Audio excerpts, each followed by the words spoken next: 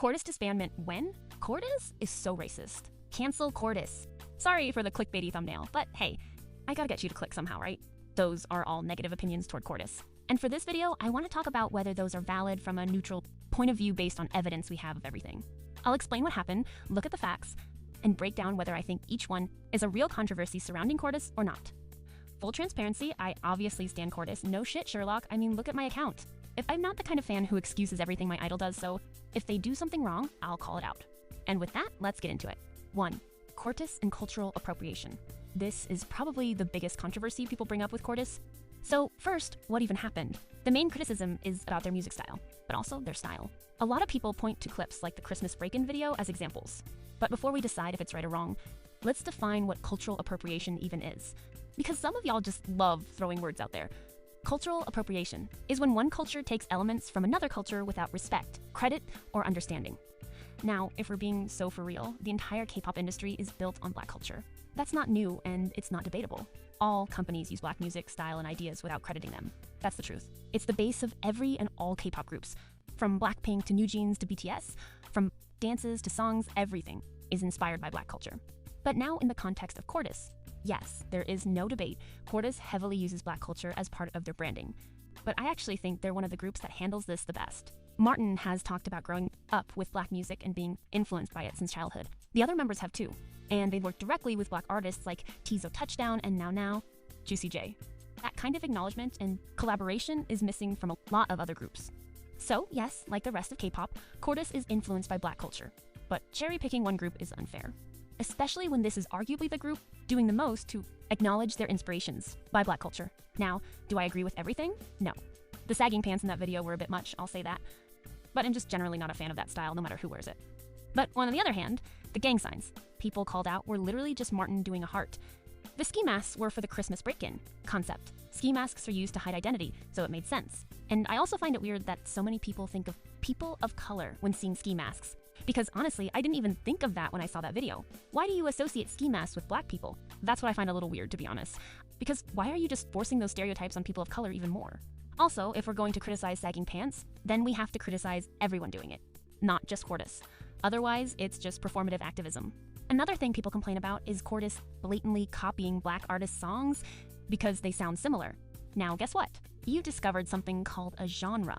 All songs from a genre will sound similar because they use the same instruments, structures, and rules that define what that genre is supposed to sound like.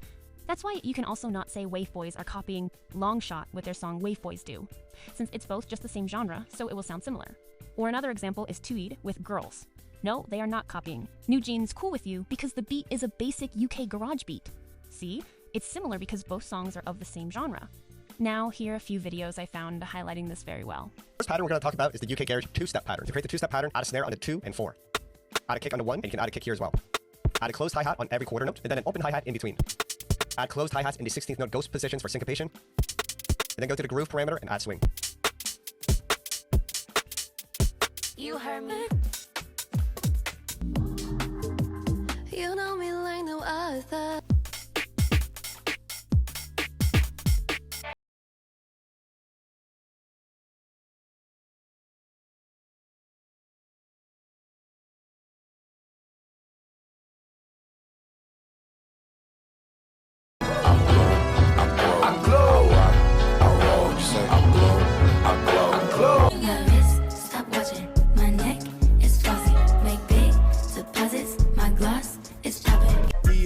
My pants below, create, explore, expand, concord. I came, I saw.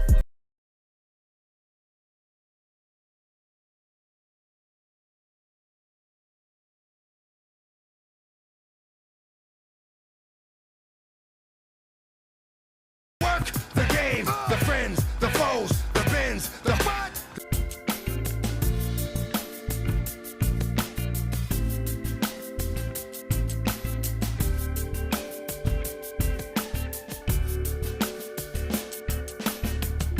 Verdict. Not a true controversy.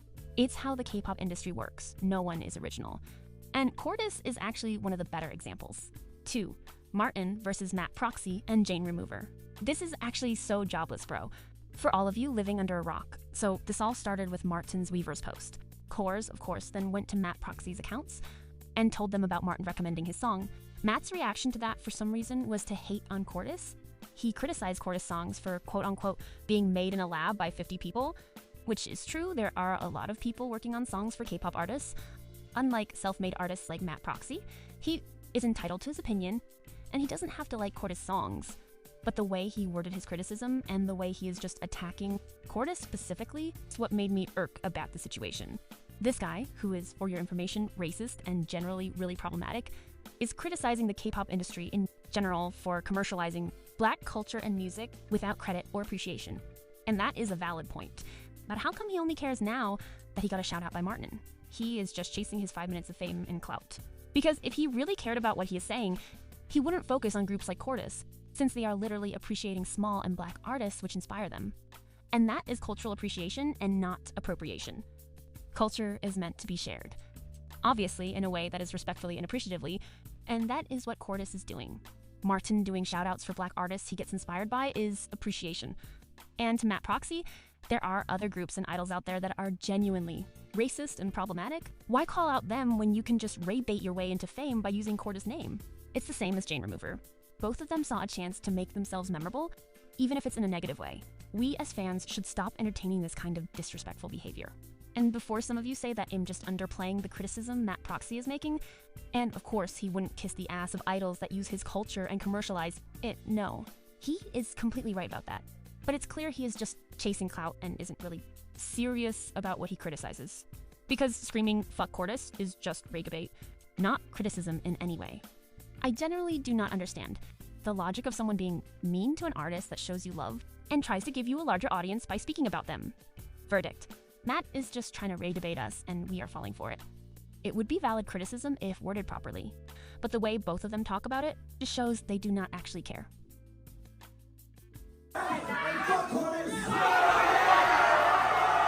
3. Juhoon mocking Desi's. I didn't even know this was a thing until I did research for this video. There's a clip of Juhoon doing part of Les Seraphim's Boompala choreo, and some people said he was mocking Desi's.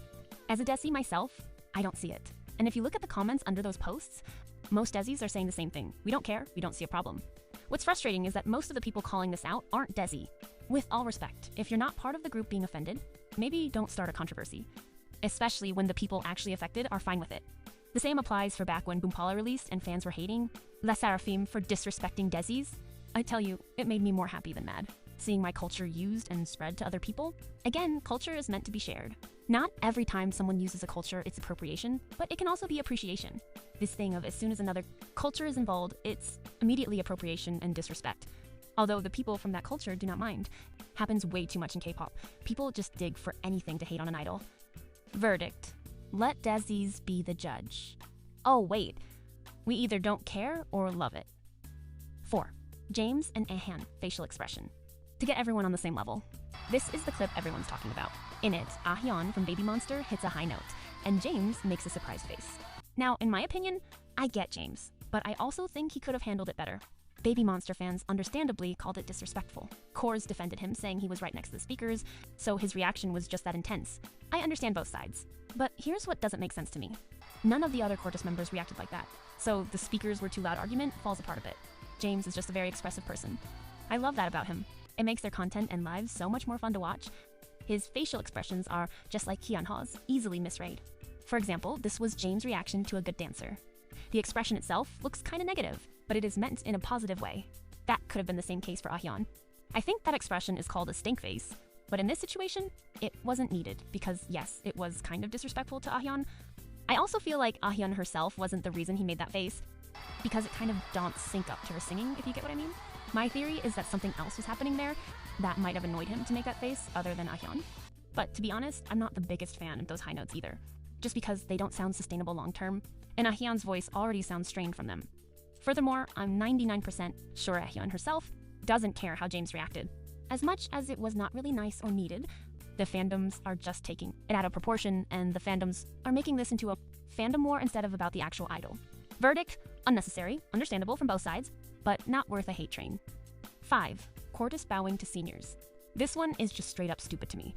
How come y'all can't be happy with anything an idol does? If CORTIS didn't bow to seniors like BTS, people would be starting a hate train for being disrespectful rookies. But now that they did bow deeply and show respect, People also have a problem and call it dramatic or fake. You can't win. It was respectful and it was cute. Let them be. Verdict: get a job, bro. Damned if they do, damned if they don't. Let them live.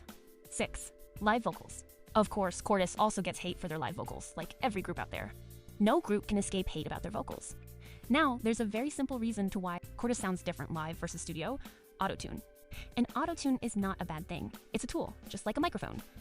A huge part of CORTIS's sound is that heavy autotune textured style. So obviously they use autotune in live performances too, to keep it close to the studio version. And can we also talk about the clip people were using to prove they sound bad? Because they didn't sound bad at all? Genuinely, what are you pointing at? What specifically sounds wrong? If someone can explain what they actually dislike about their singing in this following clip, I would be so grateful, because I really do not understand how they're singing bad in this clip. Green, green, 따바라 한 모금씩 카페인이 또 kicking in 어젯밤에 만이던 beat, yeah. 뚜레 싫어 마치 누군가 싫어하지 알바가 아니야 기기 신호등 밖에서 green, green. Verdict: autotune isn't a bad thing. It's a tool and every singer uses it. Their vocals and rap aren't bad just because it's not your style. Anyway, y'all, that was it for this video. I hope you enjoyed, and if you have anything else CORTIS related you want me to talk or make a video about, tell me. This script was way too hard to write, since I wanted to make it informative but also kinda entertaining. So I hope it was okay for my first try. Anyways, I love reading your comments since they're always the highlight of my day. But remember to disagree respectfully if you have anything to say. Stan CORTIS.